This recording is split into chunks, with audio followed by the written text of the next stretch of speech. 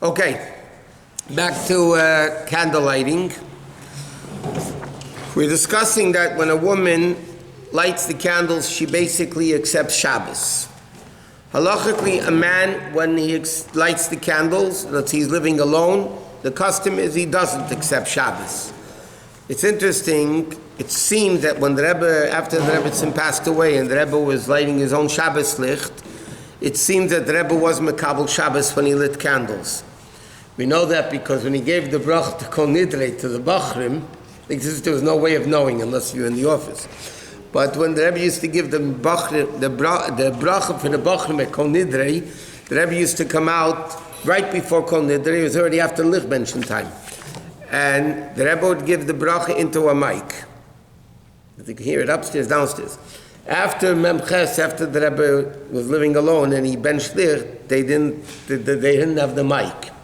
So obviously it looks like the Rebbe did accept Shabbos right away, but halachically, a man is not Mekabel Shabbos when he lights candles. Now the question is, are the man and the woman bound to each other? So in other words, let's say if a woman lights Shabbos candles, we know the man can still do malacha. She can even tell him, let's say the woman lit Shabbos candles, and then she forgot she left the oven on or off or something, or whatever. She's allowed to tell the husband until the 18 minutes that do this, do that, because that you're allowed to tell the Jew to do. The question is the woman obligated to accept Shabbos when the man does? I wasn't here yesterday, so I was here nothing. So, no, I didn't speak about this.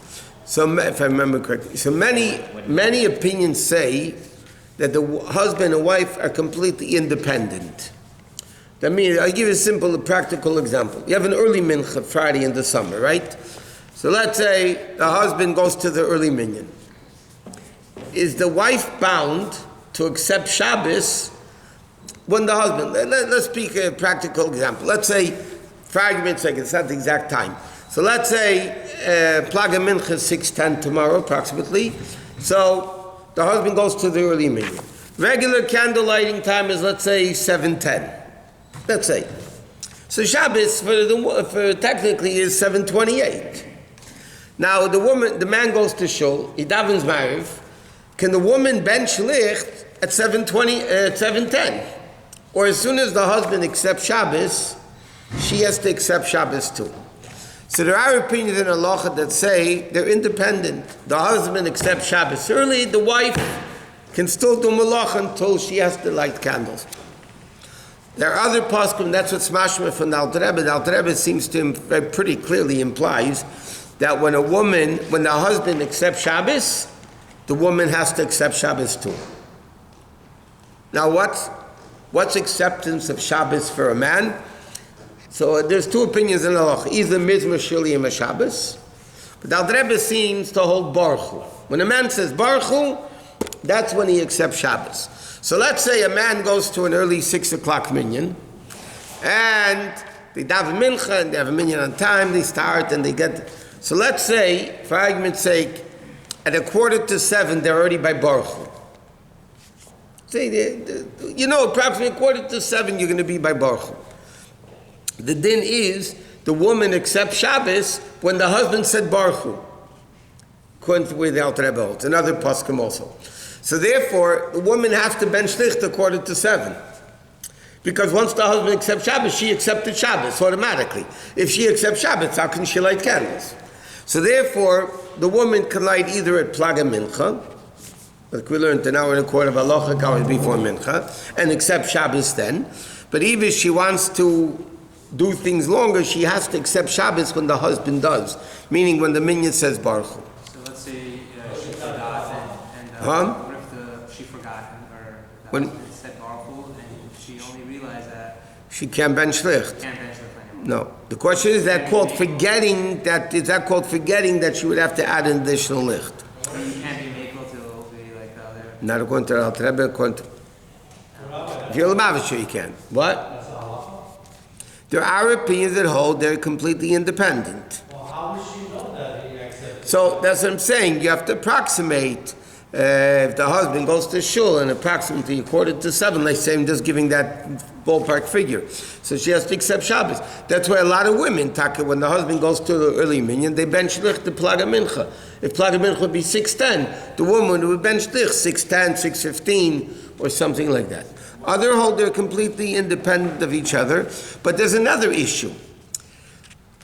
According to halacha, and this is another whole discussion in halacha. Halachically, if you have one shul in the city, or in your neighborhood, there's one shul, and everybody in the shul brings Shabbos in early. They don't have a late minyan.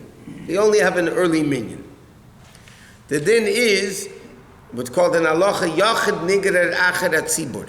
The individual is drawn after the tzibur, which means when the minyan davens ma'ariv, because it's the only shul, there's no other shuls, so then the din is the whole tzibur, the whole community, the whole city, the frum city, has to accept Shabbos when the minyan accepts Shabbos. Which means a very interesting thing. Those places like overnight camps, yeah, they're in a colony, there's no shul in walking distance or whatever, another shul. So according to Shulchan Aruch itself, once the camp, and the camps bring Shabbos in early because it's too late for the kids, whatever. So when the camp brings Shabbos in, the whole camp is Shabbos. That means you can't have the councils, the guys are bringing stuff, driving in, after they finish Ma'ariv already, they're zooming into before Shkia. According to halacha, they have to accept Shabbos when the tzibur does. If you have a place, there's different minyanim in walking distance. So even though it's not your regular shul, but there is another shul that has a later minyan, so then everybody could bring in Shabbos later. But there's a very interesting tshuva of Rabbi Moshe. There's a very interesting tshuva of Rabbi Moshe. Again, in Shulchan Aruch doesn't say this, but Rabbi Moshe says it depends why you bring Shabbos in early. If you bring in Shabbos early because of the kedusha of Shabbos, you want to bring Shabbos in earlier, then when the tzibur brings in Shabbos, everybody is bound by the tzibur. The Moshe Feinstein wants to say, if you're doing it for convenience, because you don't want to daven late, you're doing it for convenience, not necessarily is everybody obligated to accept Shabbos. But the whole question, you pass like that or not, I mean, but that's the question. So, if someone has holds by Rabbeinu Tam, and they come to a city like California or something? Not only that, it's interesting. Lamashu by Satmar, but they go with Shitas Rabbeinu Tam. They go Shitas Rabbeinu Tam about Shkia also. So by them, what we call Shkia, by them is not Shkia. They have like 10, 15 minutes more that they can. We used to have, before all you guys, you remember, we had for months and months, we had 2 Satmar guys here. For months and months and months. And they used to drive up to Shul on Foothill 10 minutes after Shkia. Because by then wasn't Shabbos yet. And it looked really bad because people didn't know the opinion. They know Shkia is Shabbos.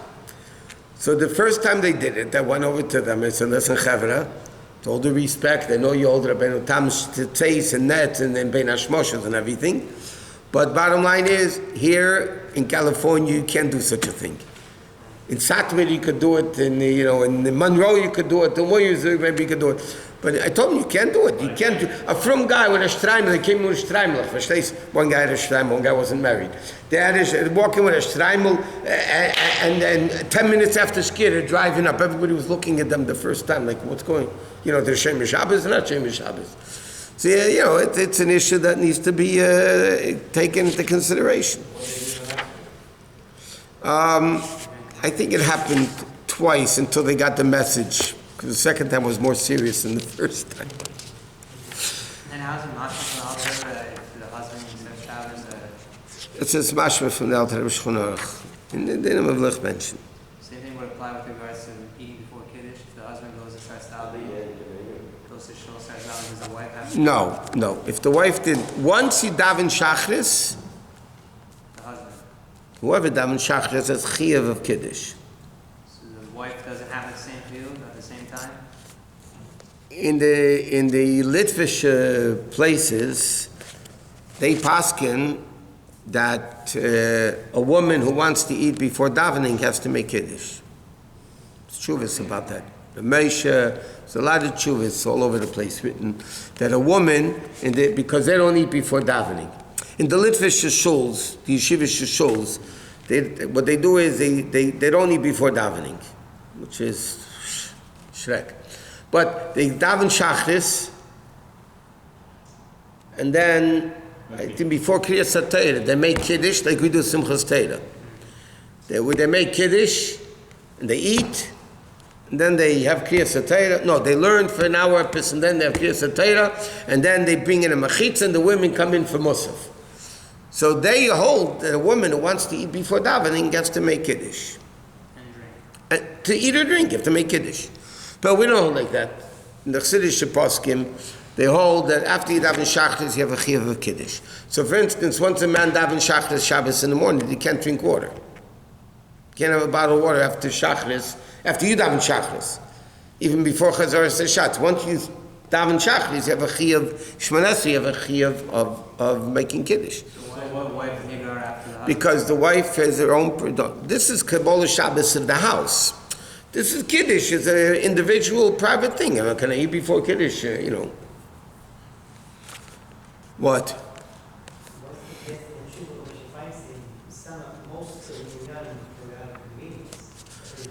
95% are out of convenience.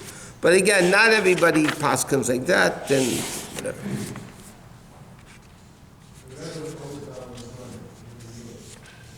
The Rebbe never davened early because al pi Kabbalah you don't do it. But there's a whole, there's a Kseis HaShulchan a lot about it, a whole thing about davening early. And there are those that do it. I mean, there are a lot of Chabad shuls that do it also because that's their crowd that they have. But al pi Kabbalah you're not supposed to daven ma'ariv early. Okay, the Arizal writes about that. Especially when there is Tzilat Huh? Especially in the time of Tzilat Omer. Okay, so then they can do it later, whatever.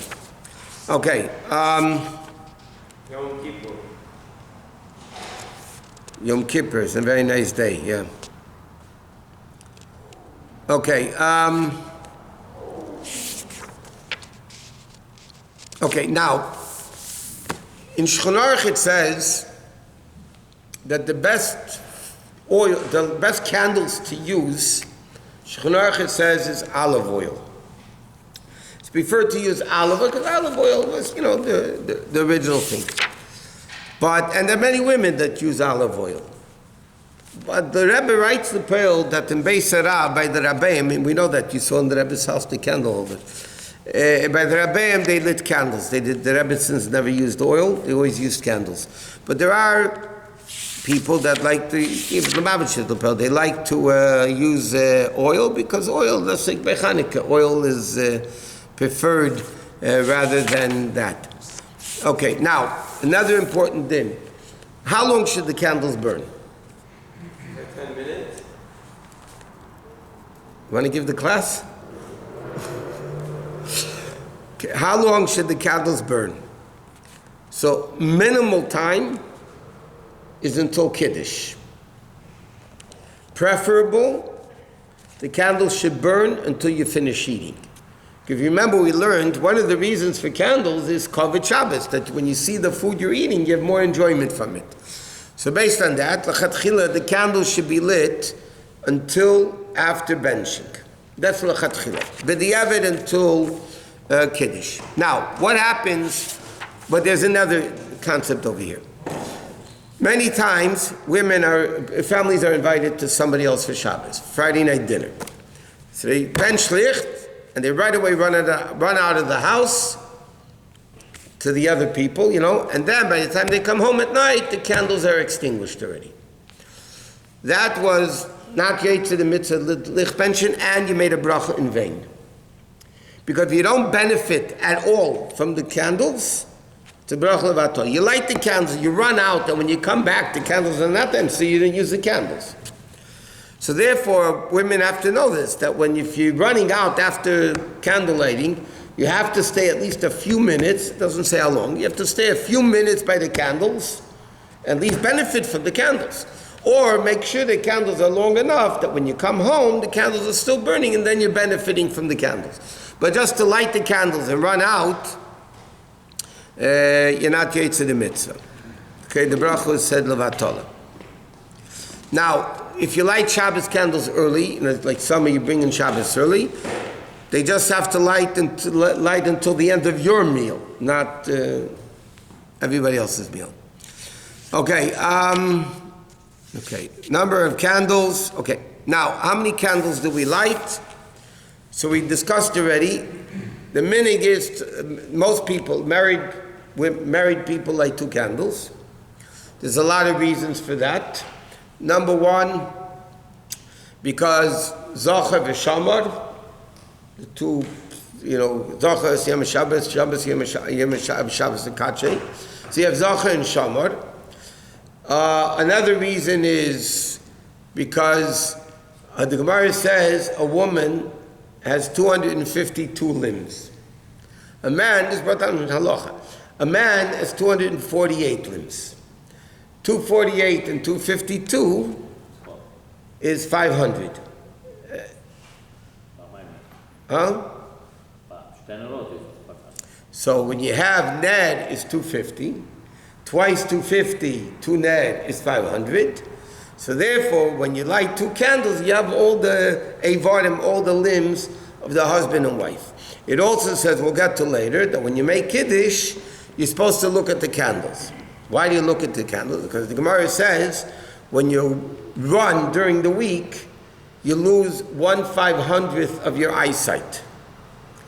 And when you look at the 2 candles, which is Ner twice, is 500, so you get it back. Therefore, there's a minhag that before you start Yom HaShishi, you look at the candles, and then you start saying Kiddush Yom HaShishi. Another, what? You just look at before you start Yom HaShishi. It says before you make Kiddush, before you start Kiddush, you look at the Kiddush. Shematzchil and the Kaddish, you look at the candles. It doesn't say how many words you say. I mean, now, many people have a minig of lighting an additional candle for each child. Now, when the Rebbe came out with a campaign that single girls from the age of 3 should light their own Shabbos candles, somebody asked, the Rebbe said 1 candle. Somebody asked the Rebbe, why not 2? It came up once and said, let him back look at the Sichos. So the Rebbe writes, the whole Indian of 2 candles is for husband and wife. Do you expect a girl on college campus to light a 2nd candle for her boyfriend? I mean, like with Rebbe wrote the exclamation points. So halachically, like we learned, halachically 1 candle does the mitzvah. Therefore, we learned the other day, if somebody for whatever reason didn't bench licht, they forgot to bench licht. I mean, they didn't. For a half an hour from Shkia to Tzeis, they can ask a goy to light 1 candle. They can make a bracha. Why only 1 candle? The Alter Rebbe says because that's the mitzvah. Beyond that, you're not allowed. Okay.